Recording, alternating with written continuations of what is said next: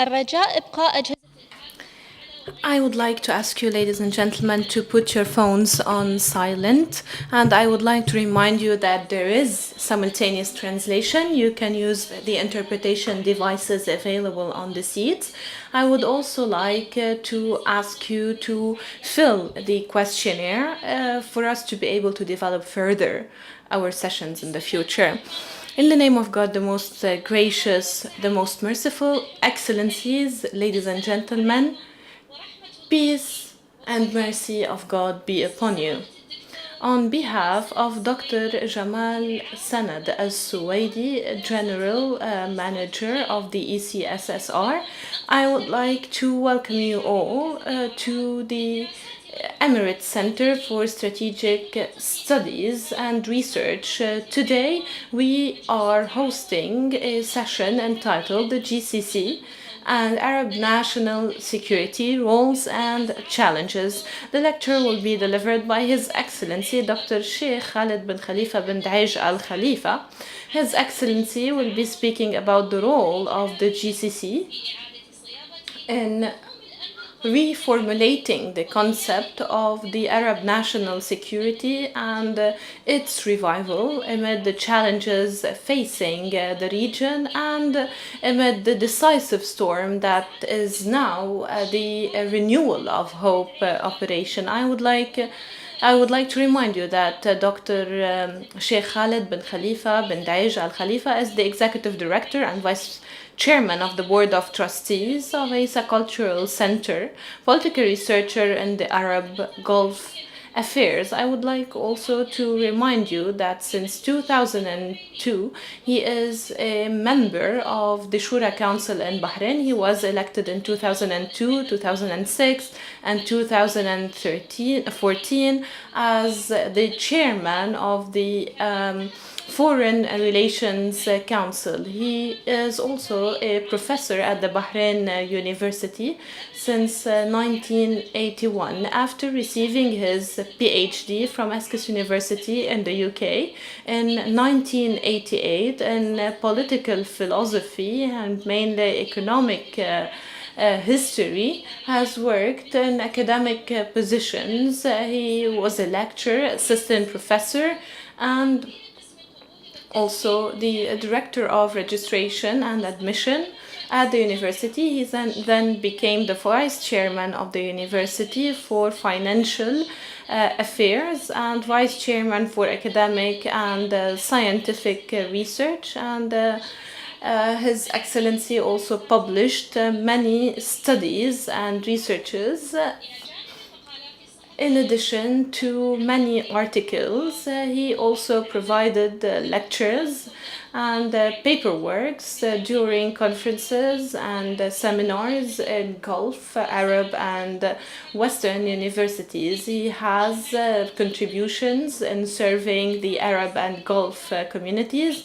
We mention among many his membership in the cultural institutions as well as national committees and the committees for helping those with special needs. Now I am delighted to invite His Excellency Dr. Sheikh Khalid bin Khalifa bin Al-Khalifa to deliver his lecture. The floor is yours, sir.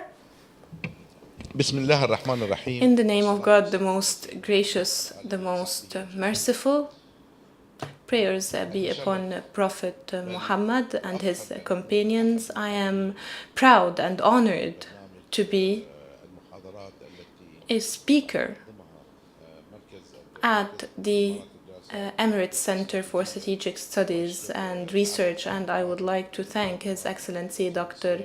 Jamal Sanad Al-Suwaidi for inviting me to speak at the ECSSR within this program that is considered to be the most famous programs, mainly in terms of strategic studies. Of course, I'm proud also because of the brotherly relationships between the Kingdom of Bahrain and the United Arab Emirates. The topic, of course, is one of the most important topics on the general situation in the region, mainly when it comes to the Arab national security. This topic that we forgot for many years since the beginning of the 1950s and until the decisive storm, we forgot this topic and we forgot to discuss the Arab national security.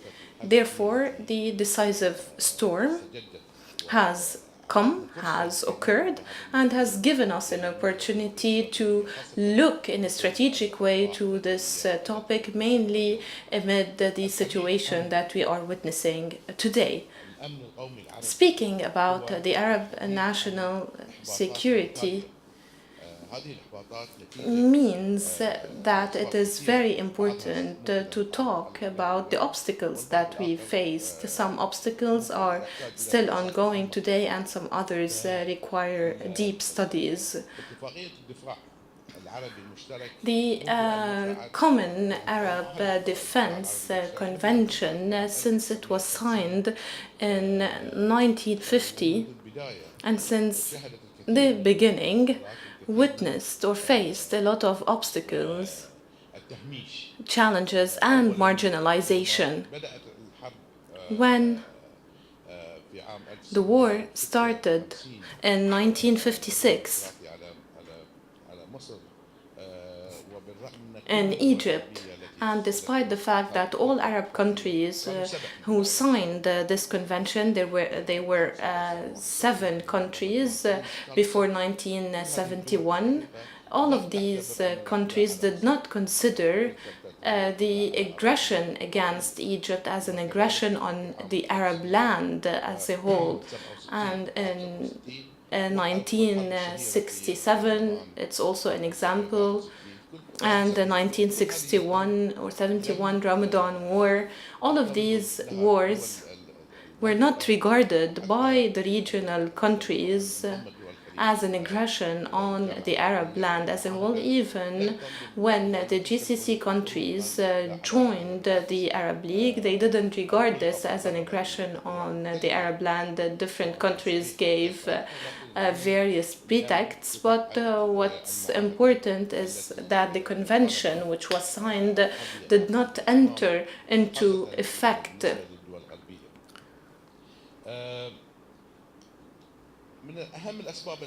Among the most important reasons behind the failure of this convention is the Cold War. The Cold War divided the Arab countries into 2 groups, 2 blocks.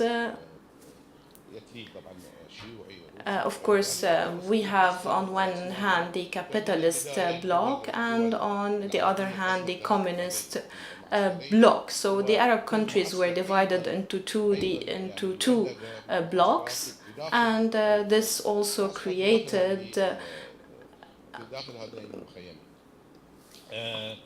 a division among the Arab countries. There are also the ideologies which are a main reason behind the failure of the Arab national security. For example, the national movement, the Islamist movement before the First World War, which was renewed amid the chaos and the Arab division, and then Ba'ath, which also was divided into 2 groups, one following Syria and another one following Baghdad or Iraq.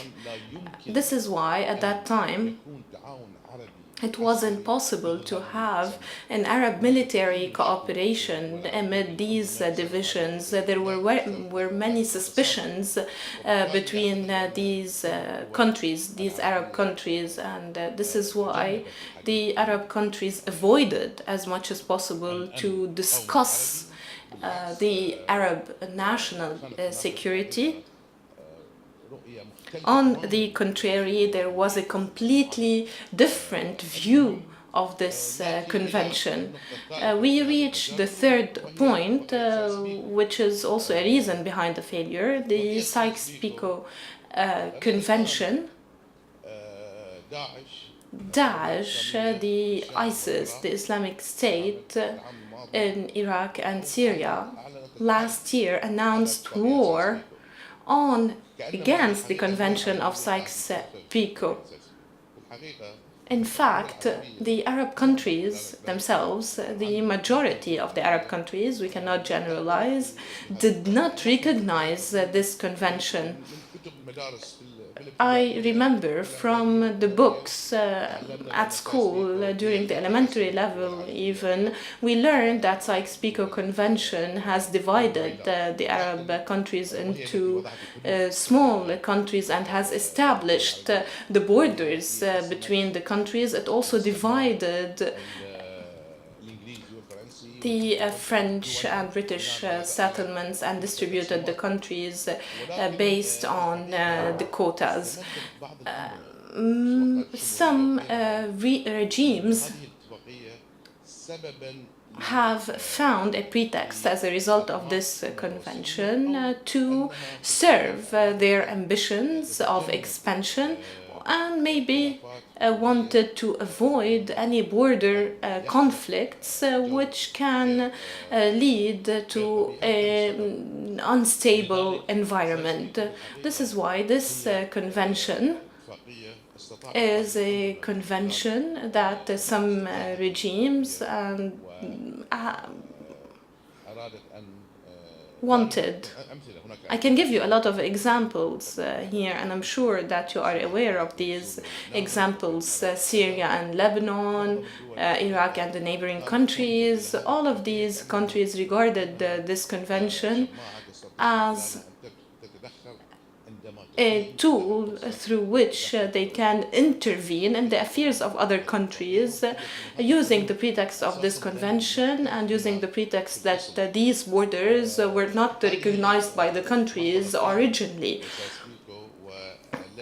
So, as I said, this convention again has created many suspicions among countries, and the Arab countries starting doubting each other, and this has also, as I said, led to the failure of the implementation of the Arab Defense Convention. This is why since 1950 and until the decisive storm, this convention hasn't entered into effect. On the contrary, it's as if this convention was never signed. This is really strange. Many researchers and academics do not even mention it theoretically and do not explain theoretically how we can play an important role in order to guarantee our Arab national security. When it comes to the roles of the GCC, I can here speak about the three phases in terms of the relationship between the GCC countries and the Arab League. Three important phases. The first one is the phase of the GCC economic assistance provided to the Arab countries. As you know, the GCC countries joined the Arab League in 1971. Most of them, Kuwait in 1961, and the Kingdom of Saudi Arabia started in 1945 with the founding of the Arab League. This is why the majority of the GCC started working with the Arab countries in 1971, and the GCC assistance to Arab countries started. Of course, this assistance is huge.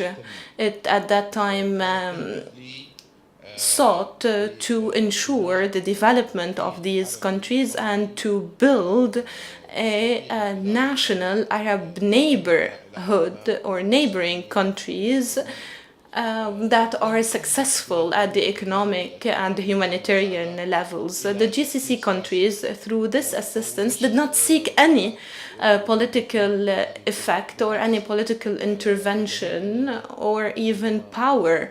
I have a proof here.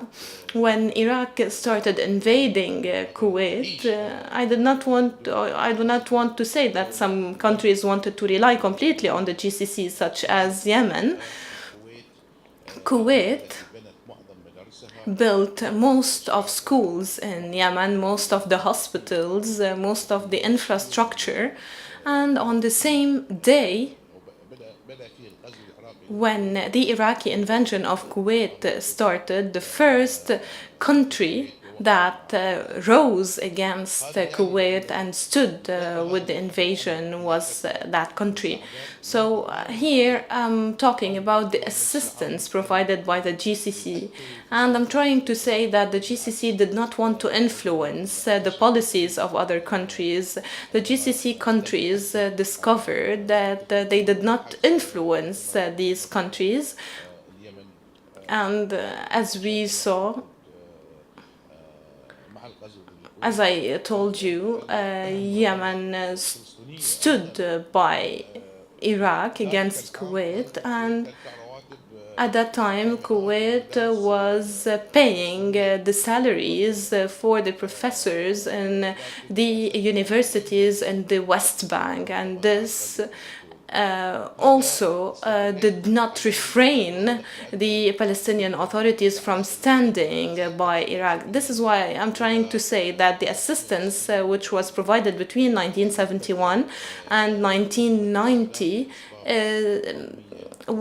sought to achieve humanitarian national development targets and did not seek in any way to influence other countries or seek any intervention in their affairs.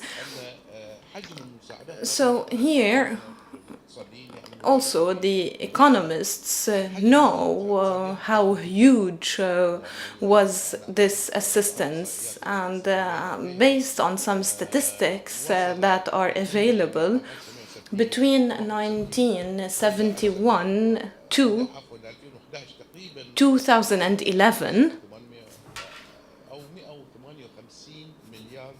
1,850 billions was the value of the GCC assistance. Of course, some assistance was provided to non-Arab countries, but the majority of this assistance went to Arab countries in order to achieve development.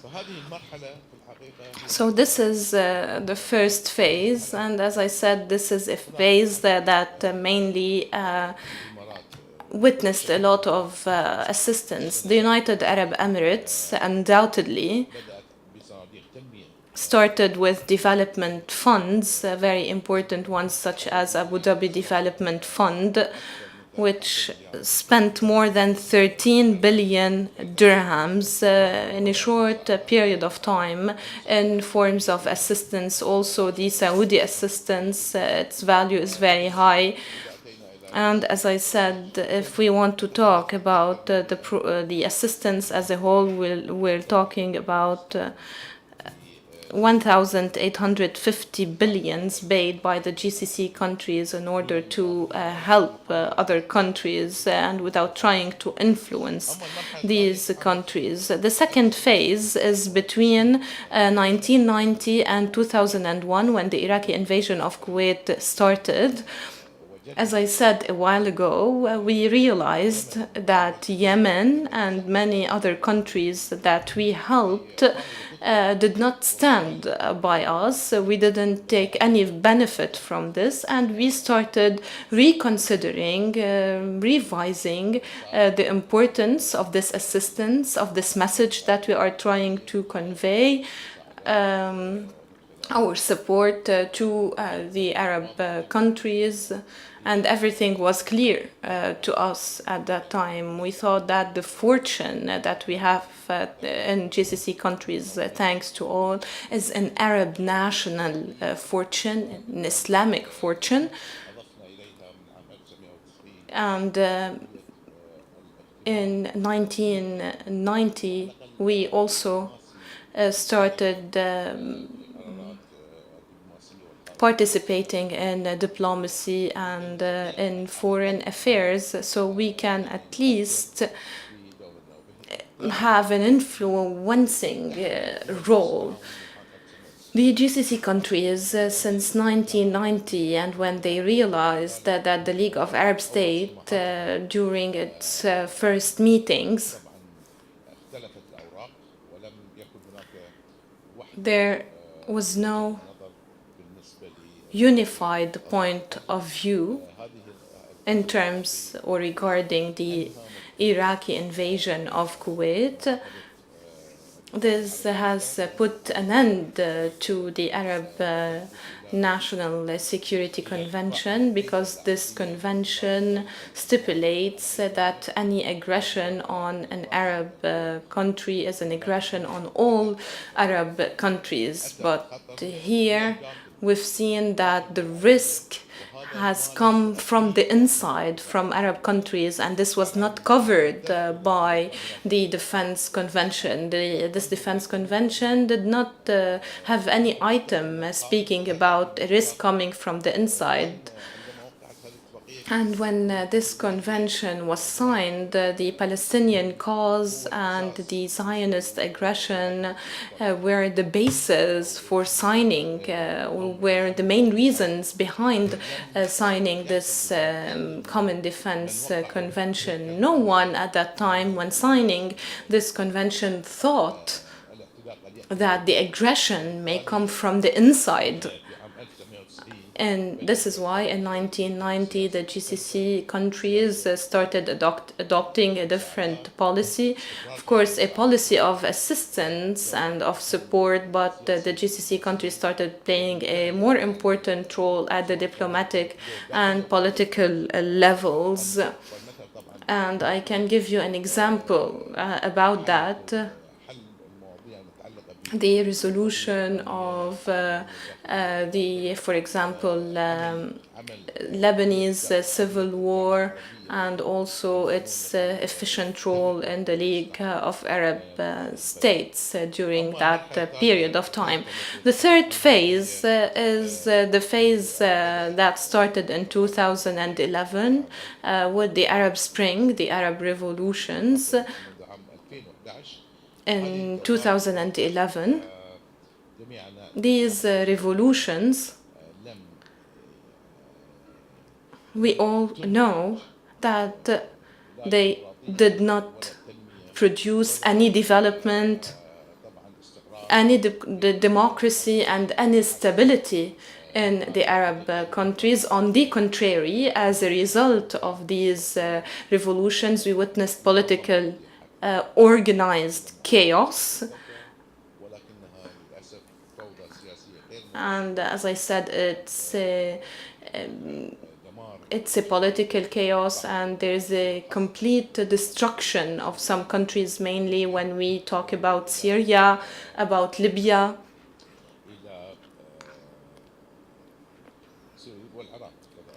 and Iraq as well, for sure.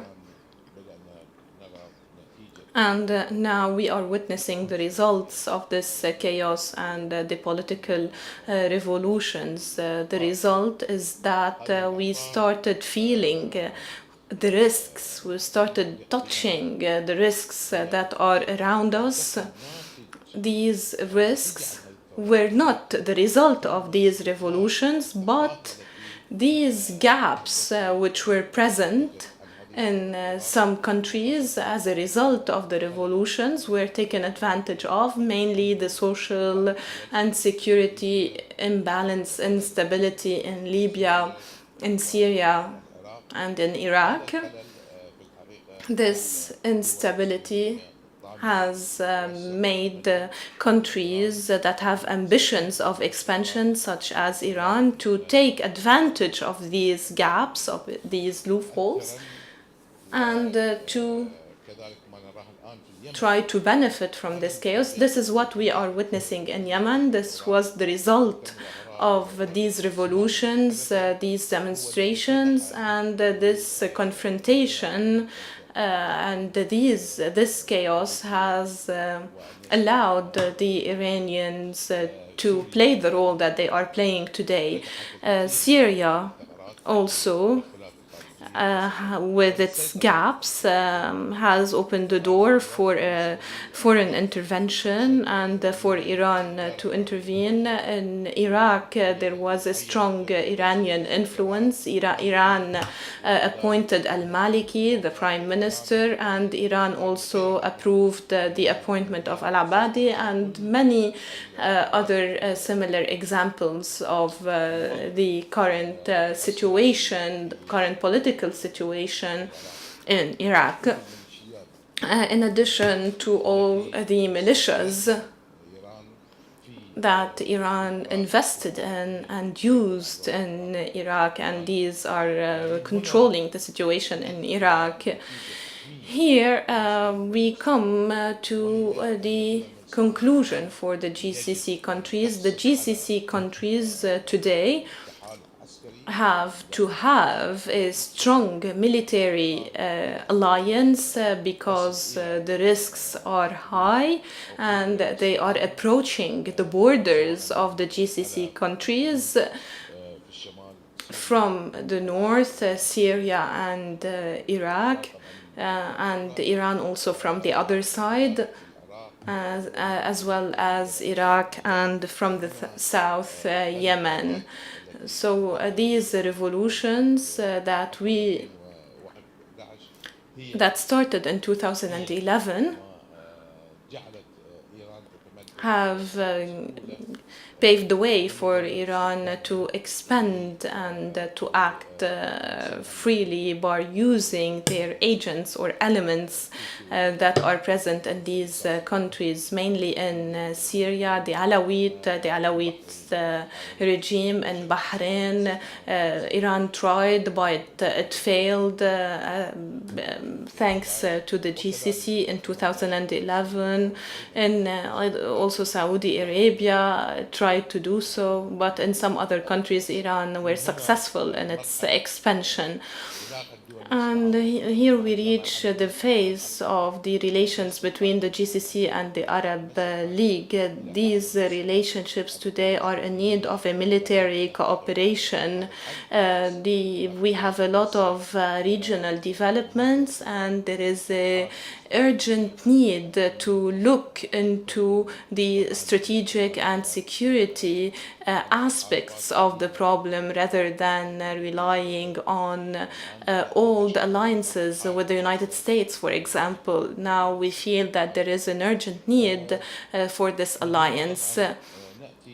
Now we reach the issue of the decisive storm and how this operation started and its relation with the Arab national security. The first point that I would like to discuss today, I would like to speak about the beginning of the decisive storm. There are four important phases. First, the decisive storm reflects an Arab and Gulf recognition of the risks. Before the decisive storm, all of us knew that there was the danger of the Iranian expansion in Syria and Iraq, but it's as if this risk was far and that it won't approach us, although it was at the borders between Kuwait and Iraq and the borders of Saudi Arabia, but we didn't feel that this threat was a direct threat. here I'm not talking only about the political leadership. The political leadership knew that, but we, the people, did not feel that there was a risk, there was a danger. We used to sympathize with the Iraqis, with the Syrians, whether Sunni or Shia, because we felt that the risk was far. But when the risk and the danger reached Yemen, the threat reached Yemen, and this after the second day, when the Houthis controlled Sana'a, the people of the GCC countries started feeling this threat, and there was a feeling that this period is a very sensitive and serious period for Saudi Arabia and the GCC countries. We didn't think about the influence of Iran in some Eastern African countries and in some Arab states, which also were under the influence of Iran. This is why Iran, it's as if it surrounded all the GCC countries. From the east, we have Iran itself, from the north, Syria and Iraq, and from the west, we have some African countries, and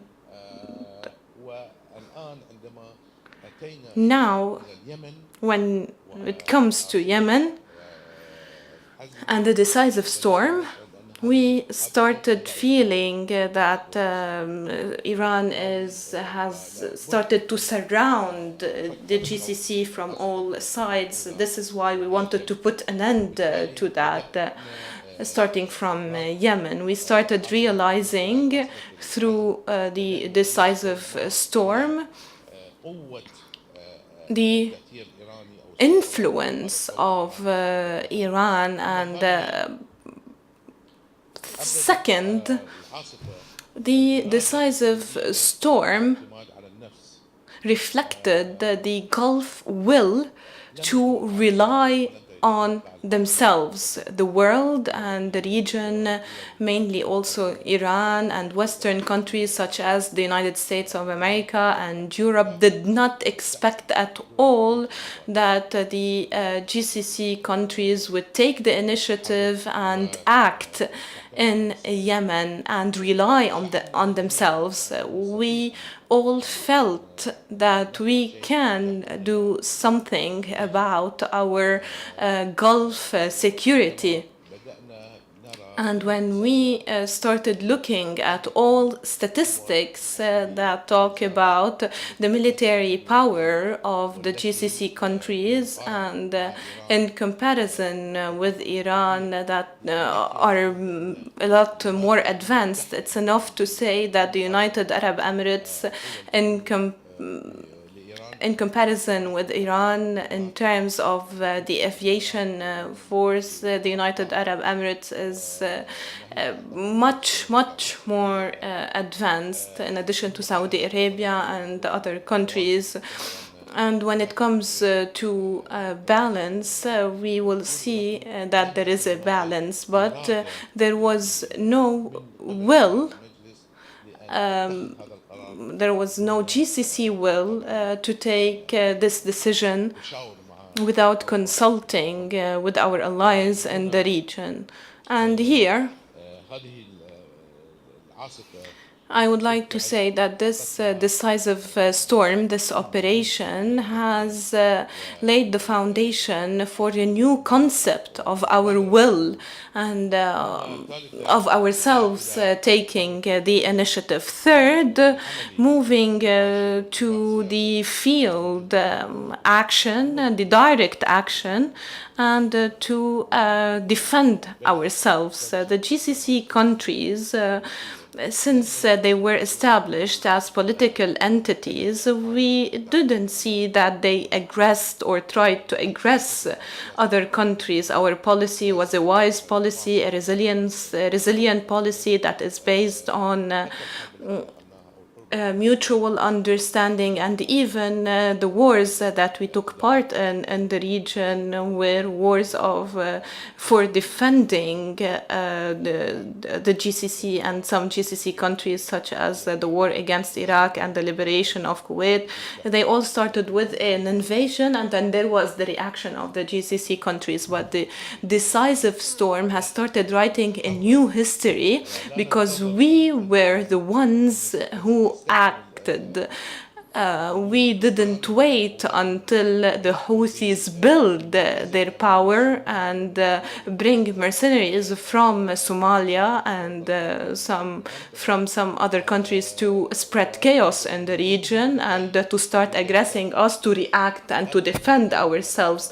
Before this happening, unfortunately, the Houthis gave us this opportunity and gave us a pretext to do that through the threats that they announced. This was an opportunity for us and based on the international law to defend ourselves, because what they said were direct threats, mainly when they were moving towards the borders. And there was an action for the first time to attack in order to defend ourselves, not in order to oust governments or put an end to a certain power or influence, but this was a self-defense action. And this self-defense will expand because we also want to have stability in Yemen so that our countries remain stable, because if we have turmoil in Yemen, this turmoil may expand and may reach the GCC countries. This is why the stability of Yemen was among the factors that we looked into. And the fourth point is that the decisive storm reflected a strategic recognition from the GCC countries that the security in the GCC is related to the regional and Arab security. Before the decisive storm, if you asked me if we can rely on Arab countries or on the Arab national security in solving our military problems, maybe one only would say that we can rely on the Arab alliance. That was before the decisive storm, because as I said, between 1950 and 2011, the common defense in the Arab world was something of the past, and no one spoke about that. But of course, with the decisive storm, there was a new concept that was unprecedented, we didn't witness before. It's that it's not necessary that all Arab countries unite and accept any decision. And it's not important for the Arab national security to have all Arab countries participate in the alliance. The new concept is that some Arab countries can unite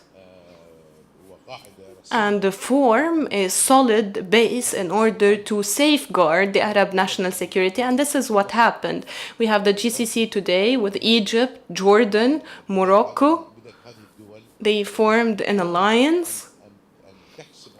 And these countries can also convince other countries to join them. If other Arab countries didn't think that this alliance is successful and has been successful in Yemen, they won't join. But if they find that it is successful, they would join.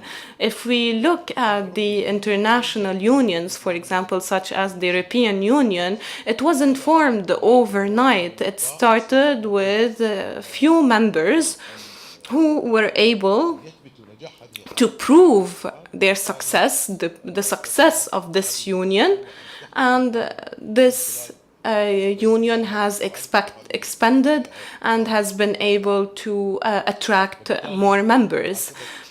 Therefore, the decisive storm has clarified this idea to us and has proven that the GCC countries with 2, 3, 4, or 5 countries can do something, because today it's not possible to unite all Arab countries in a national, an Arab national alliance, in a military alliance. Among the most important countries that can join this military alliance are Syria and Iraq, but they don't there is no will in these two countries, in Syria and in Iraq. Can we believe that Iraq is against the decisive storm? These are the orders that were issued by Iran. They are speaking on behalf of Iran in the name of the Iranian authorities. This is why this alliance, this Arab national security, cannot rely on all Arab countries. It is not a precondition, a prerequisite. It's only enough to build a strong, solid base. This is why the decisive storm has paved the way for this new concept that we weren't aware of before and that we couldn't imagine. Today, this issue has become clear, has become transparent, and we can deal with these countries on this basis. There are a lot of examples. I do not want to delve into the details. I will go straight to the challenges post the decisive storm. There are many examples, mainly with regards to Egypt and how the GCC countries dealt with Egypt at the strategic and political levels and at the global level as well, and how these countries were capable at the end to organize the Sharm el-Sheikh conference. This conference paved the way for economic assistance to Egypt. This was the last step taken by the GCC countries in order to support Egypt. But before that, there were many steps which were taken by the GCC countries at the international level in order to support Egypt and in order to have a stable Egypt. And when Egypt is stable, of course, the whole region would be influenced. We all know the importance of Egypt and its role in the strategic Arab environment. The post-decisive storm challenges, there is the risk of undermining the Arab national state. Of course, there is no Arab national state, it's just a concept. We are here talking about clear entities in the form of states that we consider to be national states. The concept of the national state is facing a challenge for many reasons, and the challenge is that we will be witnessing dismantled states, divided into many states, and we know that this is possible mainly in the Iraqi and Syrian scenarios. And I do not want to enter into details of analysis that may not be accurate, but as we know, the analysts are talking about 3 mini-states in Iraq, and the same applies to Syria. They are talking about a state in the north, another one in the south, and one in the middle, and maybe the coast will form a 3rd or 4th state. So this is a challenge to the Arab national security. This division will influence us in the GCC countries, will impact the GCC countries. Dealing with a strong state like Iraq is different from dealing with small, divided, dismantled states. And of course, the conflicts will remain until stability reigns. Also, talking about Syria is different than talking Syria and Iraq is different than talking about six states instead, and this is a huge challenge to the Arab national security. Second, the internal threat that is risking the Arab national security. The stability of states is very important, and there should be internal stability so that the countries can cooperate at the international level, mainly at the military level. You cannot deal with internal turmoil, internal problems, and cooperate militarily with other countries, because of course these Arab countries won't welcome your state. This is why it's very important to have internal security, to ensure internal security. And this is very important because some countries may take advantage of internal troubles, internal turmoil, such as Iran, in order to influence other countries. And I think that these countries should face these risks that are coming from the outside, from other countries. The internal turmoil should be dealt with through reforms. This is very important if the problems are internal. If there are, for example, internal mistakes, reforms should be applied. But when the troubles, when the turmoil come from the outside, from Iran, for example, and when Iran is exploiting some parties, for example, in some countries such as Shaikh in Bahrain, and there are other examples, in this situation, the countries should refuse completely refuse this religious extremism. And this extremism does not come from a certain community. We cannot talk about extremism and link it to one to the Shiite, for example, or the Sunni. This extremism is present in all religions.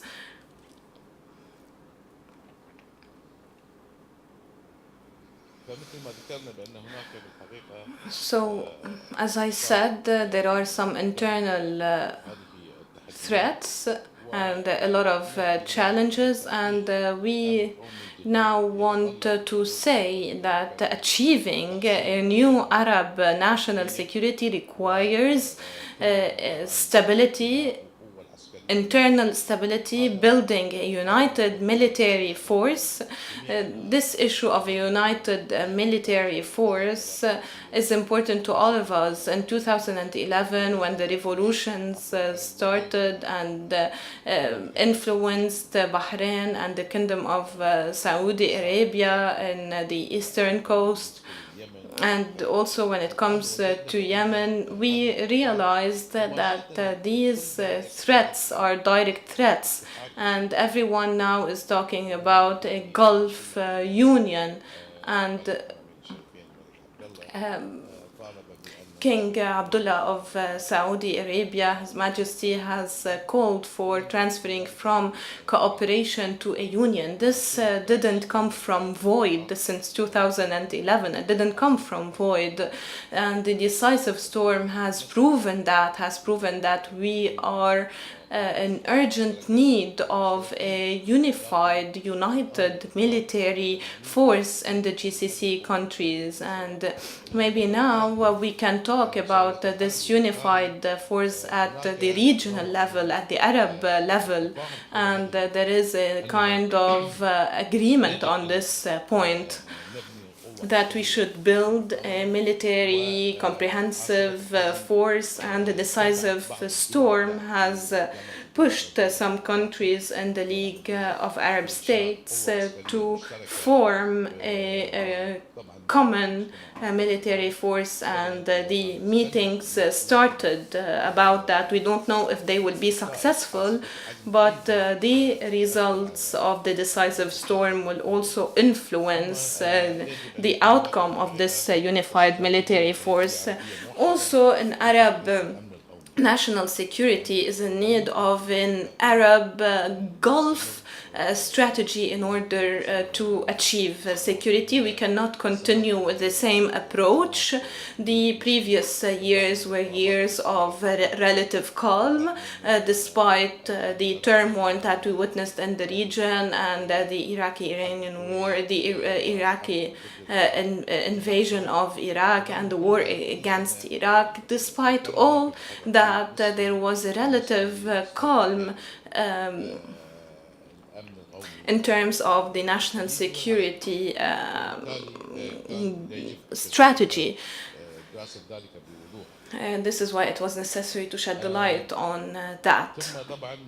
And the fourth, it is necessary to reconsider the international and strategic alliances of the GCC countries. This is one of the most important requirements that we should do in the GCC countries. We cannot continue to ally with one country only in the world, the United States of America.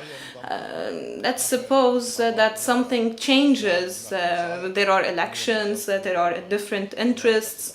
Maybe the interests of the United States with Iran may change, with the GCC countries may change. We cannot put all the eggs in one basket. We should diversify our alliances, and this pattern of having one ally is no longer a valid pattern.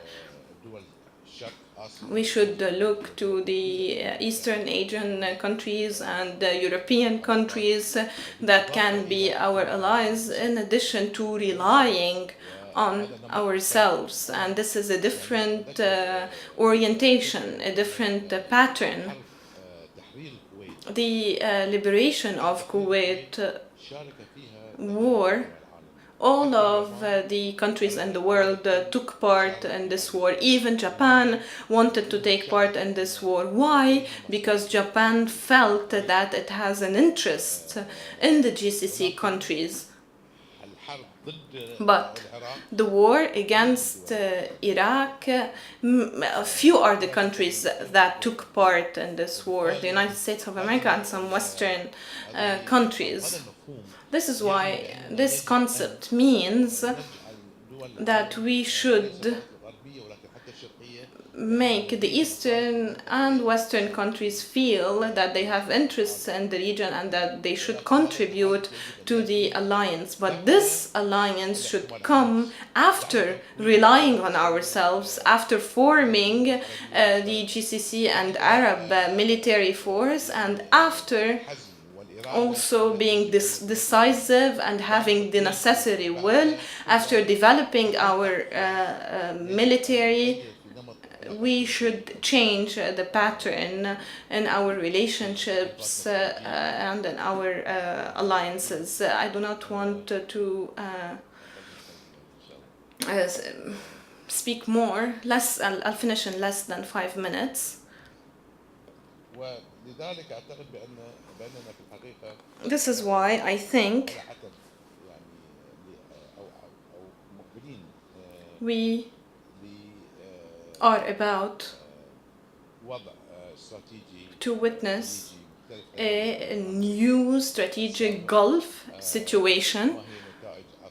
What are the results of the decisive storm? I think that it's not important to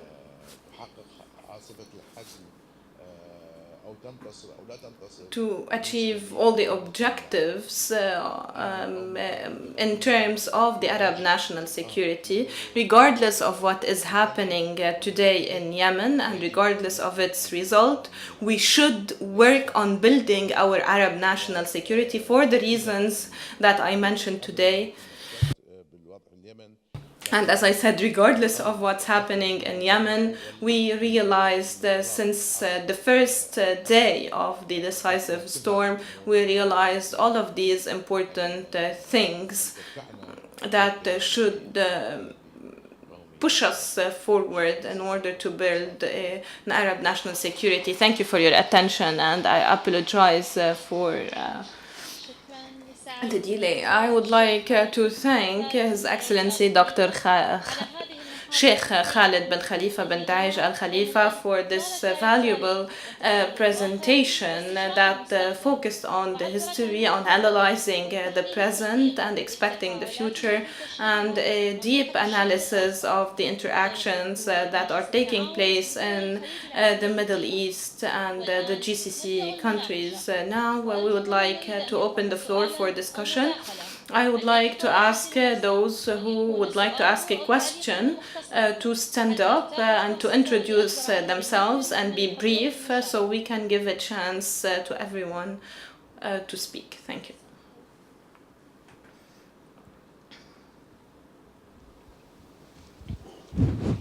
Bismillah ar-Rahman ar-Rahim. In the name of God, the most gracious, the most merciful, I would like first and foremost to thank His Highness Dr. Sheikh Khalid bin Khalifa bin Daesh Al-Khalifa. I would like also to thank Dr. Jamal Sanad Aswedi for his efforts and for organizing these lectures in the United Arab Emirates, and that are very beneficial. And I'm not a political man, and I am not expert in politics. Maybe I'm the least expert in politics, but I study the national memory and the national archives, and we look at previous events and we learn from these events. I have two questions. The first one is, don't you think, Your Excellency, that the way we read the Western politics, mainly the US politics, is weak? Mainly if we remember that when President Barack Obama visited Egypt and made a famous address, he said, we will be witnessing a new Middle East. Everyone was celebrating and everyone thought that there will be a new Middle East, a new era of relationship between the Middle East and the United States of America, but we did not realize at that time what he meant by new Middle East. And what we saw after that is that the new Middle East is the concept of Arab Spring, and of course this was planned throughout many years, and the Arab Spring and what happened in Arab countries after Obama's address was not a coincidence. My second question is about Yemen, because I'm following the events that are happening in Yemen, and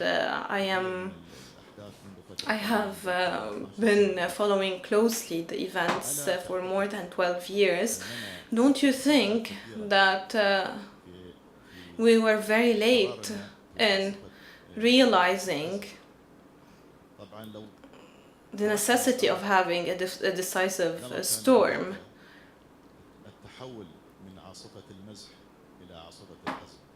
We moved from the storm of joking to the decisive storm. If we didn't act, the decisive storm wouldn't have happened, and this is a very important action that was taken by the GCC countries, and I would like to thank and congratulate the GCC leadership for moving from the storm of jokes in the Arab League to the decisive storm. How can you explain this decision, the decision of launching this operation?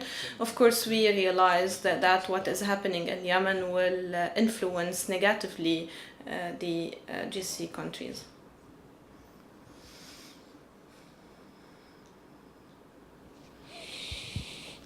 السلام عليكم. Peace be upon you. Thank you, Dr. Shaikh. I will ask my question straight. The Arab national security and Iran. The Arab national security means that the Arab countries will ally with the GCC countries. Of course, Iran doesn't agree with this and has its own view of the regional security. Do you think that this is part of the challenges facing the Arab national security?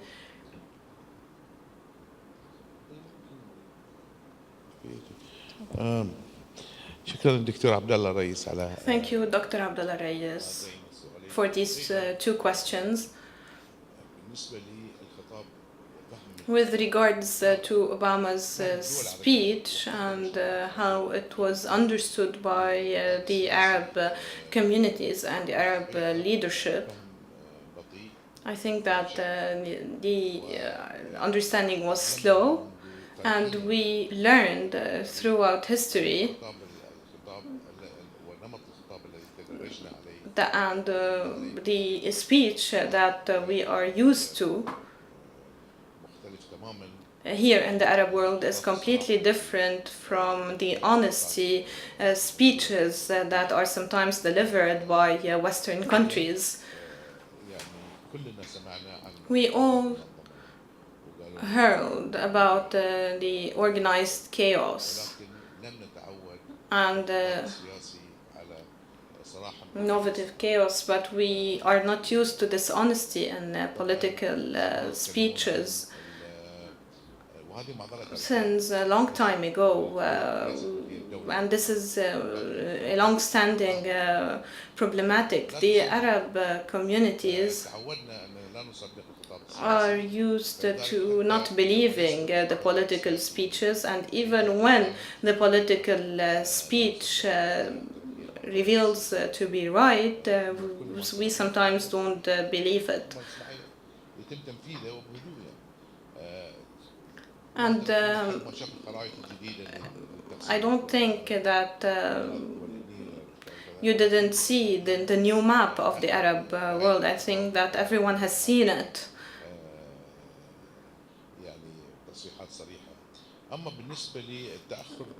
And in terms of, or with regards to the decisive storm, I think that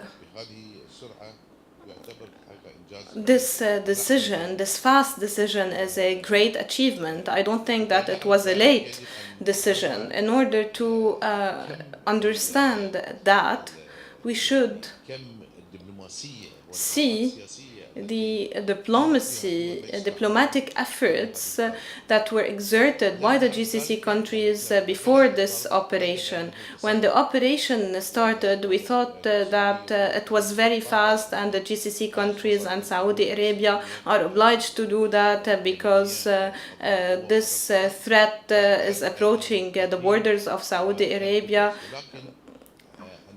However, when we saw that all countries, including the US and European countries, except for Iran and Iraq, are supporting us, it means that there was a high-level diplomatic movement, of course a secret one, before the operation. And what proves that clearly is the Security Council Resolution 2216, which is a historic resolution because all Arab countries since 1945 and until today we haven't been successful in reaching a resolution from the Security Council that is as strong as this resolution. It's a historic achievement for the GCC countries, and this achievement was the result of a lot of work, and it started since the control of the Houthis and on Sana'a until the decisive storm. Even Russia could have used the veto, but it seems that the diplomatic efforts and endeavors were very fruitful and very strong. So I think that these results were mainly the fruit of these efforts, and the decisive storm came just on time. Maybe some will think that it was late, but when we take into consideration all of these diplomatic endeavors, we would realize that it occurred on time. With regards to the other question, today we are talking about the Arab national security, our main topic, and Iran doesn't want to discuss the Arab national security. It wants to speak about the Arab regional security and to involve other countries and to have the Arabs under the Iranian sovereignty, such as Iraq. What Iran is seeking clearly is to use another language. It's calling it regional security, but it in fact is seeking to bring back the Farsi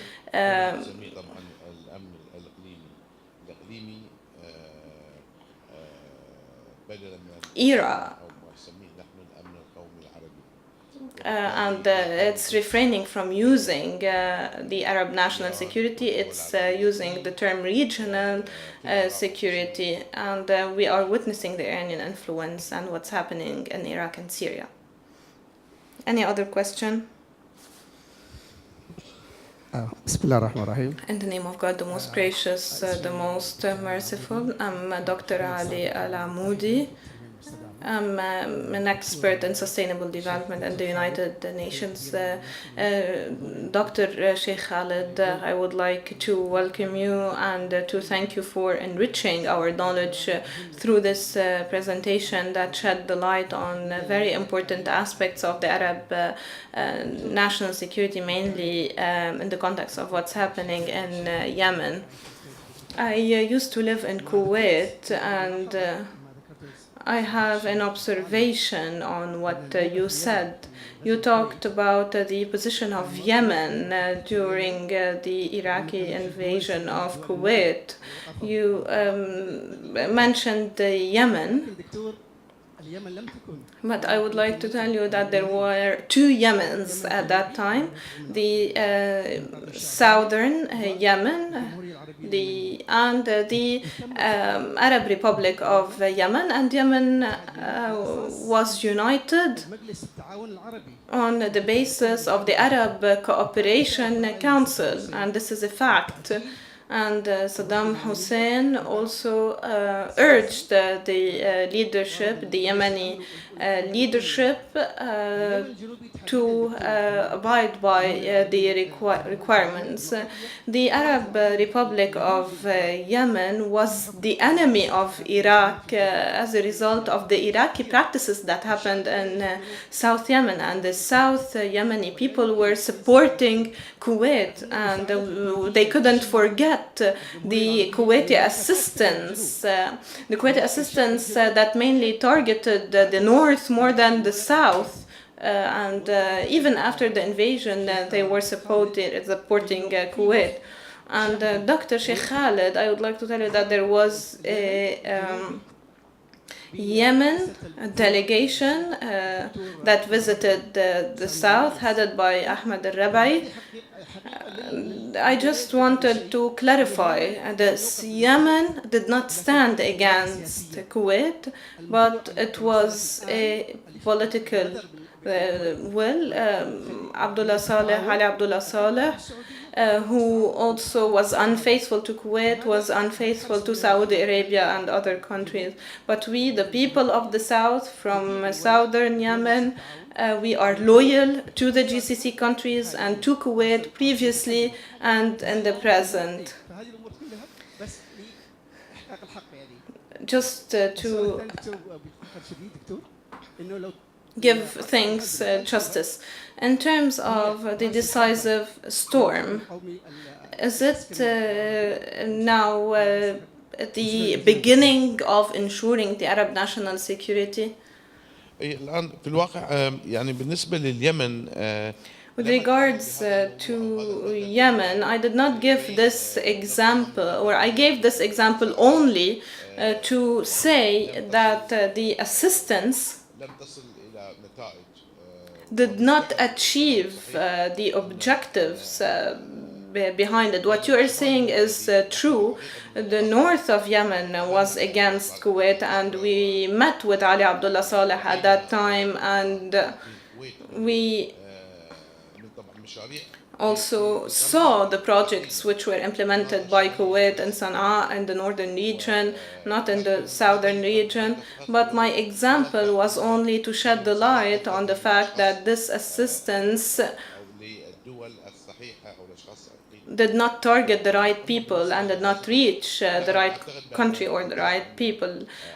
With regards to the decisive storm, I think that the decisive storm will be the basis, the beginning, because this alliance has united the GCC countries with other Arab countries such as Egypt, Jordan, and Morocco. And this is true. Thank you.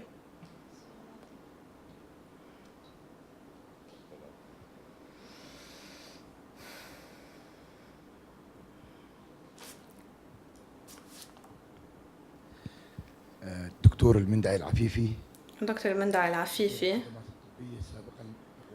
the health services manager previously. Thank you, Your Excellency, for your enriching presentation and valuable presentation. There's a question that I would like to ask about the decisive storm. Isn't it time to act on the ground? We are still using the air raids, and there is a clear threat to the Arab national security. Iran is not acting as Iran. It has branches, it has parties in other countries. The GCC today is fighting in Yemen, but it is using the branch of Ali Abdullah Saleh. I was in Iraq a few days ago, and those who were in Iraq are from the school of Ali Abdullah Saleh and are part of Ali Abdullah Saleh and are still supporting of Ali Abdullah Saleh. And when Abd Rabbu Mansour went to the south, only the southern movement supported him. And it's the hair of the southern part of Yemen. I would like to tell you and tell the GCC countries that when two were killed in Bahrain, one of them was from my tribe. We are still fighting in the military, and we are thousands. Today, will the GCC countries continue to make air raids while the Houthis are approaching the borders of KSA? Why can't you have a branch of the GCC countries? There may be the southerners and part of the northern part, such as Taiz and Al-Bayda and others. The branch that will come after the decisive storm, will it be the same branch of Ali Abdullah Saleh, or there is another branch that is really closely related to the GCC countries? Thank you. في الواقع دكتور ما أدليت به يعني من واقع Doctor, you mentioned the developments in Yemen and you spoke about facts, but with regards to what will come after the air raids, the air strikes, of course there will be a certain ground entity which will rely on those who contributed to the stability of Yemen, mainly will be composed of Yemenis, for sure. Thank you. Last question. Assalamu alaikum. Peace be I'd like to upon ask you. my question in English, if you don't mind. As the true relationship between America and Iran has actually come into the open now, and we also see the strengthening relationship between Iran and the US, and the weakening relationship between Israel and the US, do you believe that the reason for this is Iran has a lot of influence, direct influence in the Arab world, as you can see in Bahrain, Yemen, Syria, in Iraq, and so forth? Do you believe that this is the case, that there's been a change in relationship there, and America is going to be using Iran as the policeman of the Gulf, in the Gulf area, and use her to further America's influence and control within the Middle East? Thank you. بلا شك أننا There is no doubt that we will be witness a new Camp David that will lay the foundations of the new relationships between the GCC and the United States of America. I don't know what are the reasons behind the United States' current behavior. I don't know if the United States doesn't want to commit to a military alliance with the GCC. I don't know what are the objectives behind Camp David. I do not want to prejudice this, but what is sure is that the US-Iranian relations are currently developing. They were secret, but now they are going public, and Iran has started reaping the fruits of this relationship, mainly in terms of a potential nuclear deal with the United States and the West. If this deal is achieved and if all sanctions are lifted in Iran, there is no doubt that these relations will be extraordinarily active. These relations are active today by using some Arab parties. Iran, since the Iranian-Iraqi war, took a decision that it will never enter another war. What is Iran doing today is paying money and providing arms to some Arab parties, Qaeda or other. So what is Iran doing? It's not entering any war. It's supporting the Houthis, for example, giving them money and arms so they can combat on its behalf in order to also spread instability, civil war, so it can expand in the Kingdom of Saudi Arabia, in Syria as well. Iran is supporting some parties, but in Iraq, Iran was also pushing for a conflict, and there's a clear proof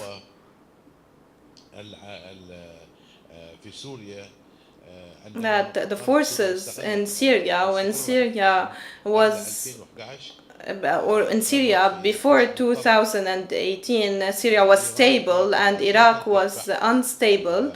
Iran was paying for the Shia and arming, let's say, some Shia, and the Syrian regime at that time, through Iran, was paid in order to finance and provide arms to the Ba'ath and to some other parties. So Iran was providing money, financing, providing arms for Iraqi parties so it can create a conflict in Iraq, and this is what happened.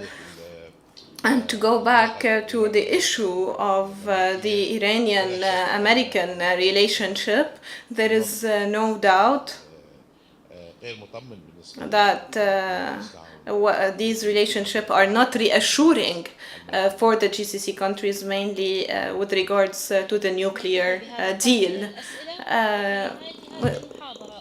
I would like, in conclusion, on behalf of Dr. Jamal Sanad Aswedi, the General Director of the ECSSR, to thank to His Highness Dr. Shaikh Khalid bin Khalifa bin Daesh Al-Khalifa, and I would like to thank you and invite you to dinner in the ECSSR's restaurant. Thank you. Peace be upon you.